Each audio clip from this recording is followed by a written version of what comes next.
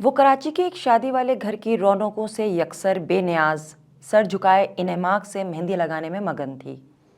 اس کا ہاتھ کون مہندی سے پھول پتیاں اور ڈیزائن بنانے میں ماہر معلوم ہوتا تھا۔ عمر کوئی 10 سے 12 کے درمیان، ساملے رنگ پر تیکھے نین نقش والی اس بچی کے سر پر بندھے اسکارف نے اس کے بالوں کو سختی سے باہر آنے سے روکا ہوا تھا۔ باری باری سب اپنے ہاتھوں اور پیروں پر مہندیاں لگوا رہے تھے۔ مستقل سر جھکائے ہوئے اس کی کمر یقیناً درد سے دوہری ہوئی جا رہی تھی۔ مہندی لگواتی ایک عورت نے دوسری کو آواز دی، آ جاؤ تم بھی لگوا لو مہندی۔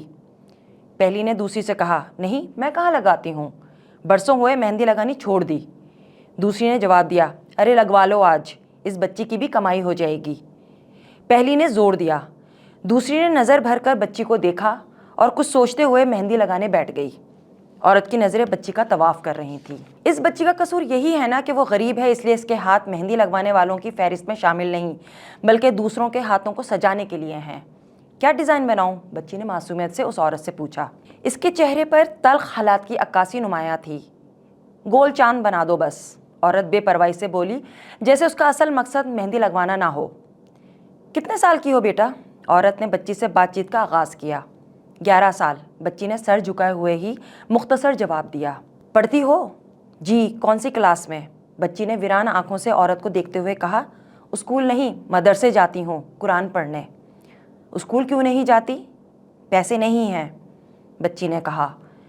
پہلی عورت دور سے بچی اور دوسری عورت کے درمیان ہونے والی گفتگو سن رہی تھی اور وہیں سے بولی، ارے اس کے باپ کے پیٹ میں رسولی ہو گئی تھی، آپریشن کے بعد پیٹ میں انفیکشن پھیل گیا، 5 بچے پیدا کر کے خود تو بستر پہ پڑ گیا اور بیچاری ماں اس کی گھروں میں جھاڑو پوچھا کر کے 5 بچوں کو پال رہی ہے۔ دوسری عورت نے دوبارہ بچی سے مخاطب کرتے ہوئے پوچھا، کہاں رہتی ہو؟ سیکیورٹی پریس کے پیچھے خالی پلاٹ ہے، وہیں اماں نے جھونپڑی ڈال لی ہے، بچی نے سپاٹ لہجے میں بتایا۔ اور بہن بھائی کتنے ہیں؟ عورت نے پوچھا۔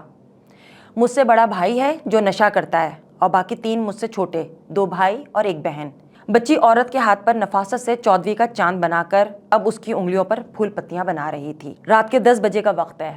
اسلام آباد کے پوش سیکٹر میں زناٹے بھرتی گاڑیاں سگنل کے لال ہوتے ہی ساکت آ کھڑی ہوئی ہیں۔ یہ سگنل تقریباً 1 منٹ تک گاڑیوں کو حرکت کرنے سے روکے رکھتا ہے۔ یہی سبب ہے کہ یہاں پھول بیچنے والے، گاڑی کا ونڈ اسکرین صاف کرنے والے اور بھیک مانگتے نوعمر بچوں کی بہتاب ہے۔ اسلام آباد میں دسمبر کے اوائل کی سردی بھی ہڈیوں میں سرائیت کرنے لگتی ہے۔ ایسے سخت موسم میں بھی گاڑیوں کے رکتے ہی سڑک کے فٹ پاتھ پر بیٹھے بچے دوڑ کر ساکن گاڑیوں کے ارد گرد منڈلانے لگتے ہیں اور اپنے اپنے پیشے کی مارکیٹنگ بخوبی کرتے ہیں۔ اس کی ہونڈا سیوک کے پاس ایک 5 یا 6 سال کا گورا چٹا بچہ، جس کے کپڑے میلے کچیلے اور سویٹر سے مبرہ تھے اور پاؤں ننگے تھے، قریب آیا۔ چہرے پر فرشتے جیسی مسکراہٹ لیے، ہاتھوں میں گلاب اور موتیوں کے پھولوں کا گجرا لیے کھڑا تھا۔ اس کا چھوٹا سا قد گاڑی کے شیشے تک بھی نہیں پہنچ پا رہا تھا۔ پیروں کے پنجوں پر کھڑے ہونے پر اس کے سنہری بال، کنجی آنکھیں اور چھوٹی سی ناک نظر آ رہی تھی۔ سردی کی وجہ سے بچے کی آنکھوں اور ناک سے پانی بہہ رہا تھا۔ اس نے پوچھا، کتنے کے ہیں گجرے؟ بچہ بولا، 100 روپے۔ اس نے بچے کو گاڑی میں رکھی چاکلیٹ دی تو بچے نے جھپٹ کر لے لی اور کھلکھلا کر مسکرانے لگا۔ اسی لمحے ایک نسبتاً بڑا لڑکا بچے کے پیچھے آ کے کھڑا ہو گیا۔ اس نے پوچھا، کہاں کے ہو؟ گاڑی والے نے بڑے لڑکے کی طرف دیکھا۔ میں فاٹا سے ہوں اور یہ اغوان بچہ ہے۔ اس نے پوچھا، کتنے پیسے جمع کر لیتے ہو؟ 3-4 ہزار، بڑے بچے نے جواب دیا۔ پھر گرم کپڑے اور جوتے کیوں نہیں لیتے؟ اس نے کہا۔ سارے پیسے اکرام لے لیتی ہے، صرف 200-400 ملتا ہے ہمیں۔ لڑکا بولا، اکرام کون؟ وہی جو ہم سب کو یہاں گاڑی میں لاتی ہے، لے جاتی ہے، ٹھیکیدار ہے ہماری، لڑکے نے بتایا۔ سگنل نارنجی ہوا تو گاڑی والے نے 100 کے 5 نوٹ نکال کر بچوں کو دیتے ہوئے کہا کہ چھپا کر رکھو ٹھیکیدار سے۔ لڑکا زور سے ہنسا، اکرم ہماری کھال میں بھی چھپا پیسہ نکال لیتی ہے۔ ہرے رنگ کے اشارے نے گاڑی والے کو دوبارہ اپنی زندگی میں لوٹ جانے کی اجازت دی تو گاڑی زناٹے بھرتی ہوئے ہوا سے باتیں کرنے لگی۔ UN کے ماتحت چلنے والے اسکول میں غزہ پر اسرائیلی بمباری سے بچ جانے والے لٹے پٹے خاندان پناہ گزین ہیں۔ غزہ میں کھانے پینے کی اشیاء اور پانی نایاب ہوتا جا رہا ہے۔ دوسری جانب ہسپتال میں زخمیوں کے لیے ادویات اور دیگر طبی سامان بھی ختم ہونے جا رہا ہے۔ لگتا ہے جو لوگ بمباری سے نہیں مرے وہ ہسپتال میں جان بچانے والی ادویات کے نہ ہونے اور غذائی قلت سے جلد یا بدیر موت کے منہ میں چلے جائیں گے۔ اسکول کے احاطے میں بچے بچیاں آنے والے وقت سے بے خبر دھوپ میں بیٹھے کھیل رہے ہیں۔ وہ 3 ہم عمر بچے بھی اسکول کی دیوار سے متصل ایک کونے میں الگ تھلگ بیٹھے باتیں کر رہے ہیں۔ ایک لڑکا اور 2 لڑکیاں، عمر یہی کوئی 10-12 سال کی ہوگی۔